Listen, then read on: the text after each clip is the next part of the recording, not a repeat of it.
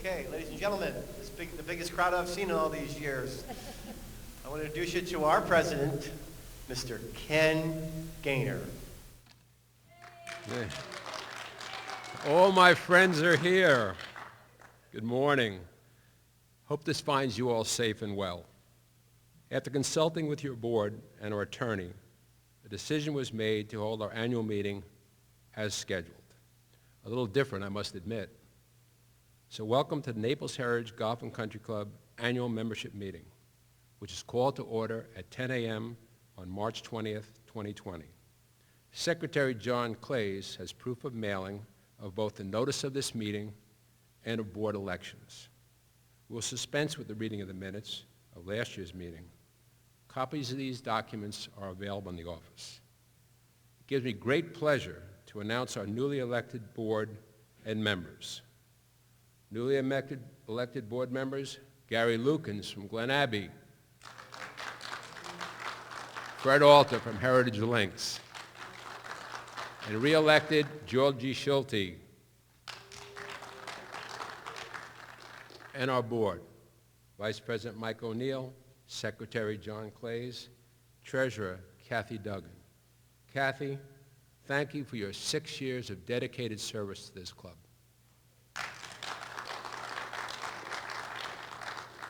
To Bob Hallett, Bernie Galliani, Phil Smith, and Dick Dashnow. Please be reminded there will be an organization meeting back at the clubhouse after this meeting. It's been an honor and a pleasure to serve with you all. For the past 2 years, Dave Bruin and his extremely dedicated Bylaws Committee have worked an incredible amount of hours to completely update both our bylaws and declarations. Today, I am pleased to announce the results, and thank you for your support.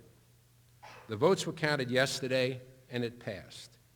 Yes votes, 536. No votes, 74. Percentage of yes votes, 86%. An overwhelming support for Dave and his committee and what we wanted to do here at the club. Please save and date your bylaws and declarations March 20th, 2020, as they're now approved and no other copies will be mailed out. Over a year ago, we announced the result of months and months of work on the campus expansion project. Included were planning for and meetings with all the agencies whose approvals were required to move forward with our plan. Our team of professionals, including our biologist, engineer, architect, and contractor, were all pivotal in accomplishing our goals. A task force, including members and staff, worked diligently to present our plan to the membership. A total in-house effort developed our presentation to include the 3 town hall meetings attended by over 700 members. The results gave us an overwhelming approval to proceed with 85% of your votes being yes votes. Before we begin, however, major obstacles remained. Through an incredible effort, over a 6-week period, we received the go-ahead from 4 separate governmental agencies.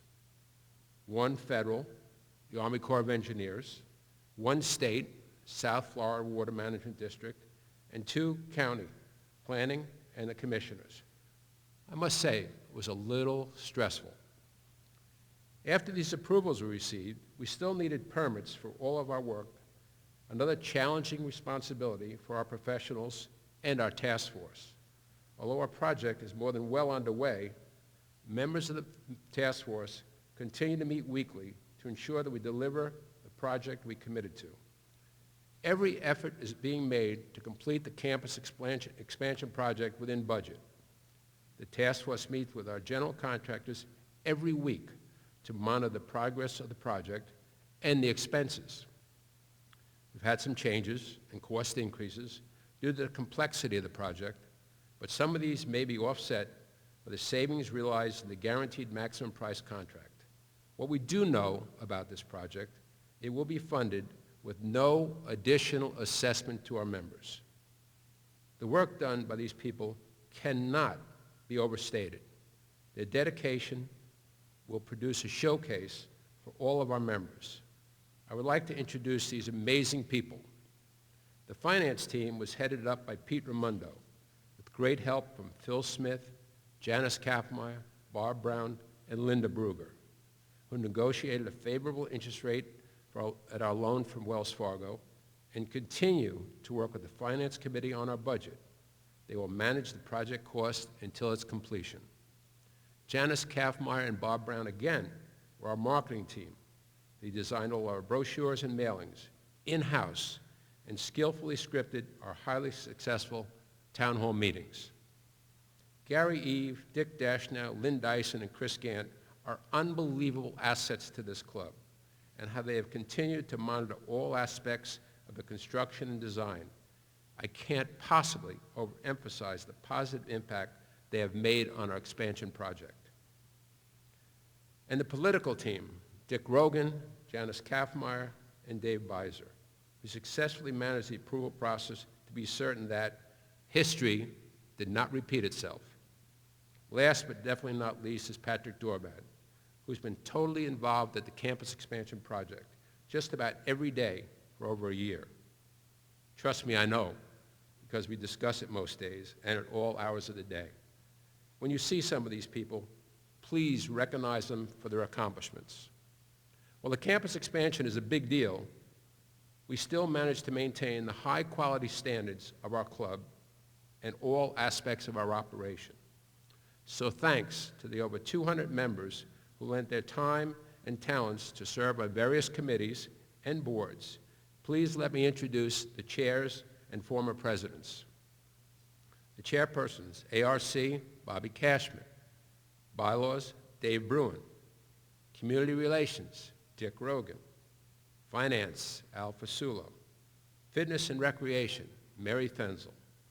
Golf, Gary Lukens. Greens and Grounds, Bruce Bowen. House, Leanne Tate. Long Range Planning, Robbie Williams. Safety, Jim Rallis. President's Council, Al Feraldo.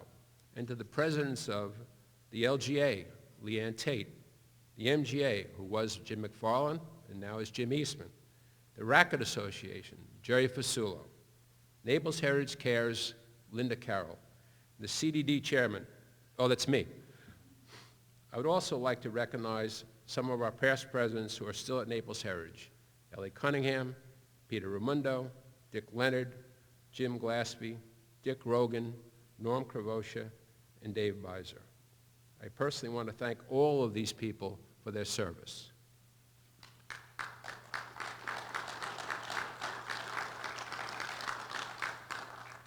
For the past 15 years, Patrick Dorbad has hired and trained extremely talented and hardworking people. The results are that we are the best single managed bundle community in Southwest Florida. For that, we thank you. And I'm pleased to announce that Patrick's contract as our general manager has been extended to 2021.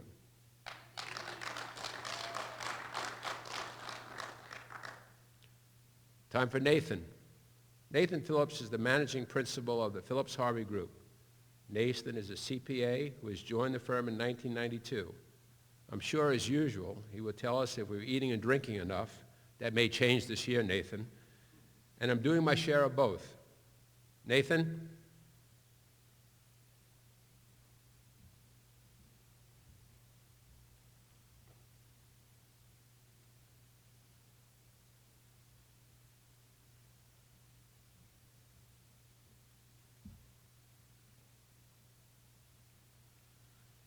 Good morning. A little bit less attendance today. That's okay. I know that they're taping this. That's pretty hot on the volume. So we're going to talk about 2019 and what's my time allotment? Okay. Well, I've studied a lot of things about your club over the last couple of days. So we were engaged to do an audit in accordance with generally accepted accounting principles, and as of December 31st, 2019, and for the year ended. And it was overall, the outcome of that was an unmodified opinion. Is there a way to turn that volume down still? Just a little. There you go. It's a lot of feedback. There you go. That's great. And unqualified or unmodified, in essence, opinion. Everything's fairly stated in accordance with generally accepted accounting principles. So I'm going to talk about some things that happened in 2019 and also talk about what's happening in the industry. Right now in the state of Florida, about 80% of the clubs are in renovation. That's mainly because clubs are 20 or 30 years old. Obviously, you're in yours, and look forward to seeing the great things of that, and I've seen the sketches and things of that. Debt per member, at least in the state of Florida, it's over $10,000 per member. You have the special assessment, you're paying $700 for 8 years, $5,600 in total. But the average in the state of Florida is roughly over $10,000. If you drill down in Southwest Florida, it goes anywhere from $2,000 to $5,000 and higher, depending on the project at hand. The other issue is capital starvation. When I talk about capital starvation, is where clubs, even bundle communities, don't have sufficiency of funds set aside to handle capital needs and maintain the amenities to meet the members' expectations, and also to maintain those amenities to keep the real estate value connected at a high level. So about a third of the clubs are in that type of situation. They just don't have enough money in the state of America, don't have enough money to handle the amenities without going to debt or big special assessments. Right now you see in these renovations a blend. A lot of these clubs have gone into debt, and that's why it's $10,000 or more plus special assessment. So that's the debt per member plus the special assessment per member. Fortunately, you just have the special assessment, and it's already alluded that you're not going to have any more, and that's great news. And when you get done with that, it's going to look great and add what I call amenity value, but also to your real estate value side as well.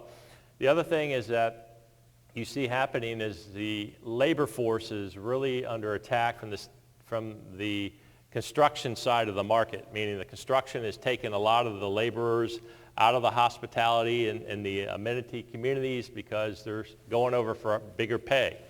And so what's happening in the industry is the H-2B program, which brings in people from like the Bahamas and Russia, Germany, all across the world to come and work and fill those needs in season. That's grown exponentially. It's like 3 times the cost.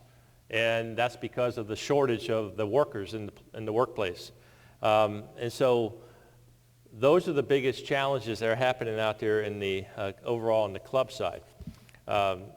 Strategic planning is key, and as you have that long-term plan that Patrick and your team has put together, you're on target.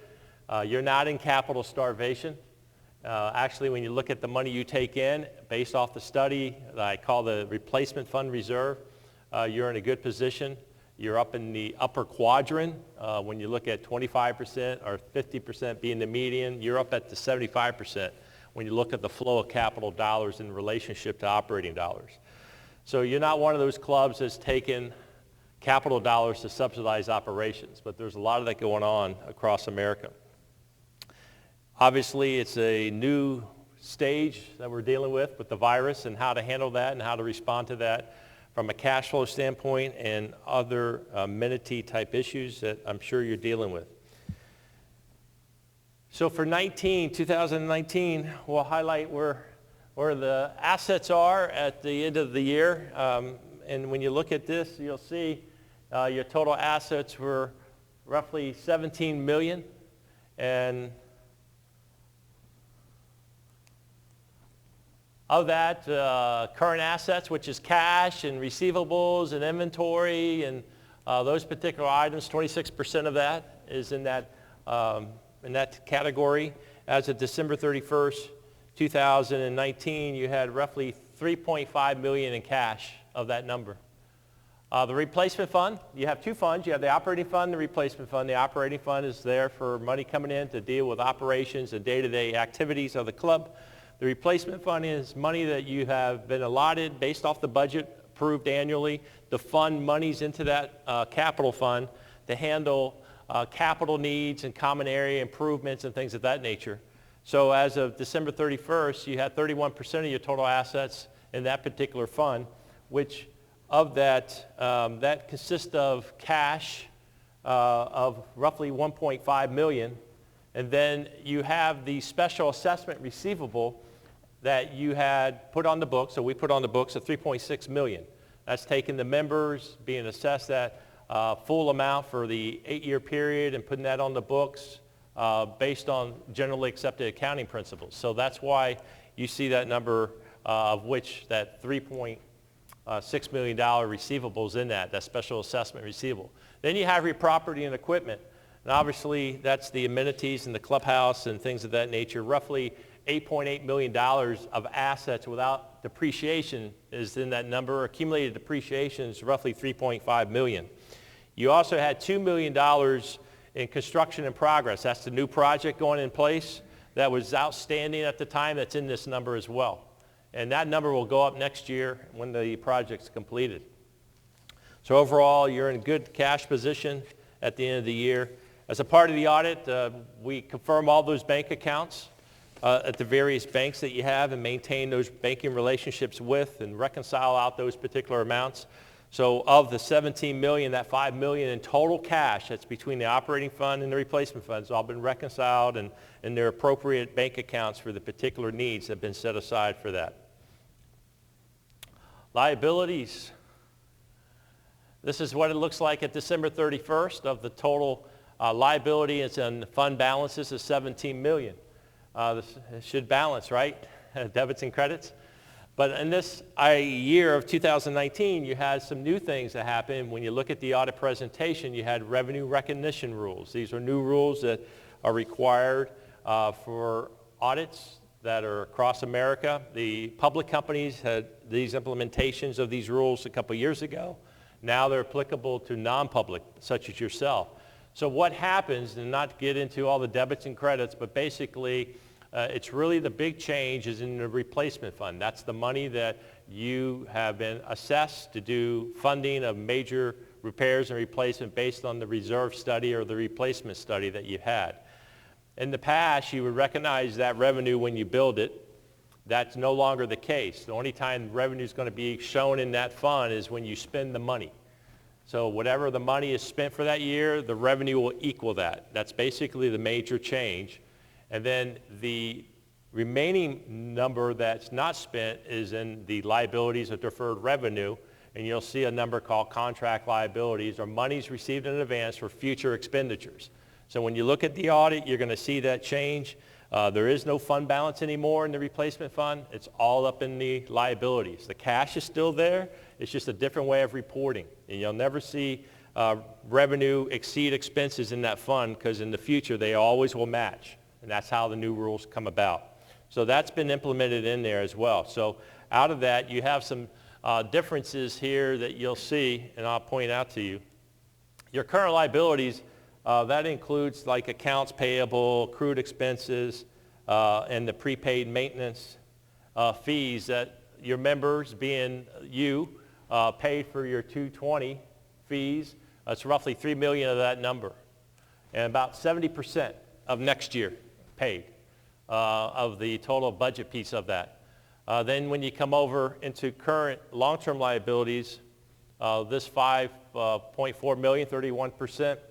The contract liability, that new presentation, about 2.5 million of that is that replacement fund balance that used to be in fund balance, which was over here, is now up in liabilities and deferred revenue. And that will be recognized in the future as you spend money. And then also in that 5.4 is, remember I mentioned about receivables of the special assessment? Well, that's deferred special receivables. You don't recognize that revenue till you spend the money. So those are the big changes you see in that particular presentation. This is your working capital. Obviously, working capital between 2018 and 2019 fluctuates depending on the timing of cash flow and what liabilities and assets are, current assets and current liabilities are at a point in time being December 31st. As of 18, you had roughly 578,000 working capital, and as of 19, 387,000. A lot of that's the timing of the project and cash being changed between the two funds, between the operating fund and the replacement fund. So that has some bearing on that particular relationship. But as I mentioned, your overall cash is roughly $3.5 million in the operating fund, and that's in a good position. This is where your money came in from for 2019. And so you took roughly over $7,260,000 or so dollars. 52% of that comes from your maintenance fees, which has historically been in that case. When you look at clubs or bundle communities, typically maintenance fees / dues are usually 50 to 60%. So the median's about 52, 53 for about 5,000 clubs across the U.S. The higher percentile is those clubs that are stronger in putting out their dues and fees to maintain the club in a better fashion. And you're in that level which I would expect for what you're doing and the type of operation you have. I think the median operating revenues in the country for your type of club is about 7.5 to 7.8 in that arena. So you're right in that range. But of that, 52% was of the total revenues of $7,268,000, 52% comes from your fees. You have your cable, 9%, and then we'll talk about food and beverage. 13% for the food and beverage is 5%. You got pro shop sales, $176,000. Then your cart fees over $1 million. And then other, that 4% includes a lot of things, interest and member fees and some of the various other golf miscellaneous type items that you have of revenue during the year. Here's the comparison. Overall, your revenue went from $7,100,000 to $7,268,000, 2.4% increase. Most of that flowing from your maintenance fees, and then your overall food and beverage is up, and more participation from the members, and your in total food and beverage is about $1.2 million, and I remember that was a goal to get over $1 million, and now we're at $1.2 million, going on to $1.5 million, and that's great. That just shows the active participation of members and what's happening in your club. I'll point out a couple things. The maintenance fees, which you'll see the comparison, is 52% in 18 versus 52%. Percentage-wise, everything stayed pretty consistent between all these categories. Not much change other than your maintenance fee, and then you had a higher volume of food and beverage. Your total assessments for 19 were $4,450 for the operating fund. This is just operating, comparing operating, where it was $4,600 per door. If you look at it that way, 799 units, it was $4,600. So it's gone up 3.3% cost of living. When you look out in just bundle communities and look at what you have in your assessments, you're not high, you're not low, you're in that median type range, maybe just a little bit above.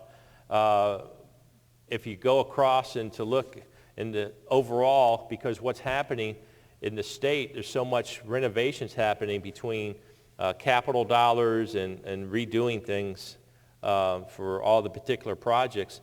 I think the last thing I saw was total membership assessments. Everything in a bundle community is anywhere from 8,000 up to 10,000 right now. When you put cable in and the replacement fund and all those things, just because of what's happening to maintain the amenities where they need to be. In that other income, just to point out, there's transfer fees in that $308,000. So that fluctuates depending on what's going on out there in the community. So now you get down to where the money went. So you took in roughly $7,268,000 of revenues, and your total expenses were $6,924,000. So you had excess revenues over expenses before depreciation and all those things of $344,000. Right now, most clubs are anywhere from $200,000 to $400,000, depending on how they're budgeting for their operations and how repairs and maintenance expenses are happening and what they call special little projects. But here you had total expenses of $6,924,000. So per door, that's like $8,666 per unit. That's pretty consistent when you go out into the bundle communities based on operating dollars of roughly over $7 million. So when you look at that total expenses of $6,924,000, the bulk of that obviously is payroll. 47% is payroll, 47.5. So $3.2 million of that, of which about 2.6 is salary. You have about 371,000 in health insurance, and payroll taxes 240 something thousand. And you got 401k, about 60,000. Those are the pieces that make up that total expenses. Those salary wages are buried in all these various outlets, or what we call departments. So you got your food department's about 25% of that number, which has salary wages in it. Golf's 13%. Golf maintenance, 24%. Just to point out, the golf maintenance, that $1,685,000, that's about,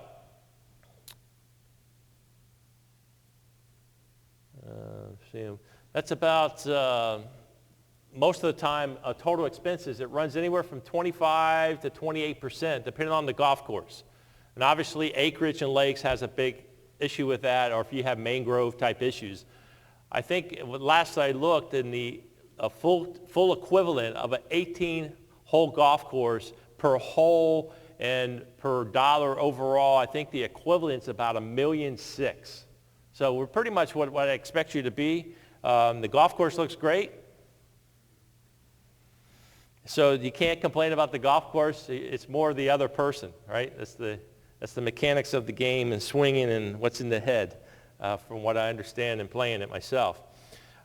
Just to let you know, when you look at overall payroll and things like that per head, or what we call per unit, it's about $4,000 per unit, and payroll runs anywhere from $4,000 to $6,000, depending on what you have and your labor utilization and what's needed in the club. Especially considering you're at right under the $1.5 million operation of food and beverage. This is comparing between the two. I know it's tough. You can probably see it better when you pull it up on your slides that's going to be on the website. And just a couple things that to point out here is your total expenses went up 3%. If you go from $6,718,000 to $6,924,000, you're up $206,000, 3%. I wish I could keep my groceries at level.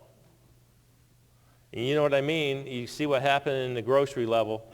It's just tremendously way beyond that in certain things, the market and things of that nature. So when you're looking at things that are up, like food and beverage up, because volume's up. So anytime cost of sales would be up, and when you have more volume, you also have more servers dealing with a high volume, and depending on the club demand of events. Operation of the golf operations, that's mainly just an upswing of salaries. When you look at salaries between the 2 years,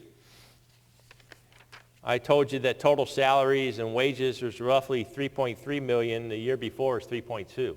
So it went up maybe $100,000 with health insurance and 401k, and also just the labor pool itself. So really, it was pretty much flatline when you consider it, what's out there in the market and maintaining the people you have. Golf maintenance is pretty consistent when you look at it overall. Facilities, the commons, a lot of those things fluctuate what's happening in common. When I say commons, the landscape and things of that nature. I didn't see anything out of the ordinary of really different. So it costs pretty flat line overall when you look at it comparing between 18 and 19. So revenues is up mainly because you had the cost of living on the maintenance fee. Your revenues up because of food and beverage. Golf stayed pretty consistent. And then the expenses mainly went up with cost of living, and a lot of that being the payroll pieces of it. So here you are in food and beverage. I would commend you on this, because if you look at your amenity subsidy loss to revenue, it's about 38%. Right now on a food and beverage operation, about $1.5 million down to $1 million, that loss is usually about 40% up to 45% for that size operation. So kudos to you for that, because when you do it by member, that loss per member is $599. The average in a bundle community is over $800. So you're doing great things there. And when you look at the amenity subsidy to total dues, you're about 7%. If you look at 4,000 clubs across America, you're at the higher, meaning you're doing so well, you're in the higher echelon of percentages, 75%, where the average of the loss or subsidy to your dues is usually anywhere from 12 to 15%, and you're at 7%. So you're doing really great there, just to point that out. Let's see. To point out, when you look at food and beverage, you know, payroll is 53% of this with expenses, cost of sales. You can see the percentages are similar. So it really had higher volume, some more expenses, but overall not much movement to the amenity subsidy per member. This is comparing to trends, percentages, just to give you an idea. This is Florida. Clubs, probably about 80 clubs in this comparison, of total operating revenues of $7,683,000. You're at $7,268,000. You'll see that the percentage of those dollars of revenues is 58% comes from dues and fees. We're at 61. The only reason that there's that disparity because sports right here has a lot of fitness fees in it. And at some time you may move in that category, but a lot of these clubs have these big facilities of fitness and they're doing classes and they're doing all these special things and they're charging for that, and that's in the revenue. So that brings those percentages down when you look at the trends versus where you're at. But overall, the percentages really didn't move much other than the fees and then the sports arena that has that impact because of the higher volume. And that's a snapshot of 2019 versus 18. And hopefully that was informative, and the club's doing great and looking great trend-wise, and I can't wait to see the new facility and participate in seeing that. Thank you very much. Thank you, Nathan.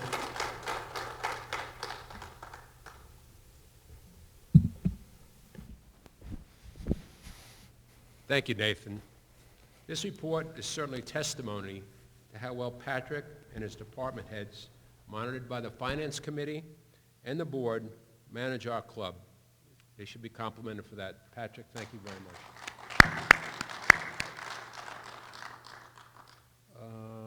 Okay. Today we have no old business. We have no new business. There's 26 people by my count here today. Does anyone have any questions or comments? Wonderful. Okay.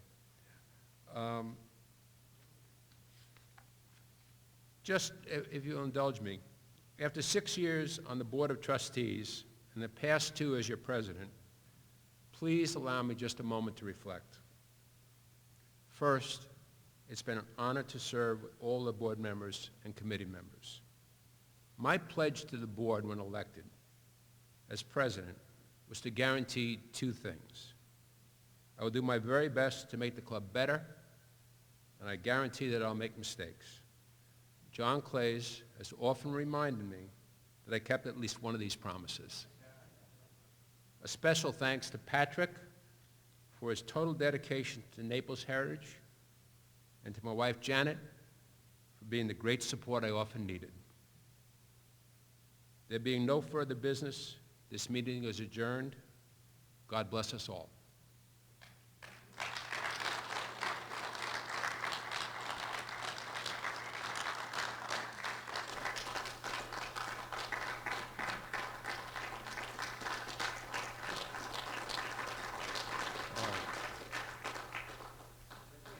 Is the video off? Gaynor, out.